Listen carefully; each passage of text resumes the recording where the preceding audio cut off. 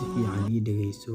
Ma jiro shay kuu diidi kara inaad xaqiijiso hadafyadaada nolosha iyo wax walba oo aad ku fikirayso. Haddaad maanta turunturooto oo aad seegto ka dhawaynta hadafyadaada, berri kac oo u istaag sidii aad uga dhawayn lahayd hadafyadaasi. Mar walbana xusuusnow, jabka kaa haysta gudahaaga iyo aamin la'aanta ah inaad wax qabsan karto ayaa ka adag kana khatarsan duruufaha adag ee kugu hareeraysan. Markastana ku celceli, haa waan awoodaa inaan ka dhaweeyo riyooyinkayga iyo wax kasta oo aan ku haminayo.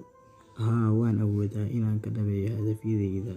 Anigu waan guuleysan doonaa, waana farxi doonaa, waana ka dhawayn doonaa riyooyinkayga.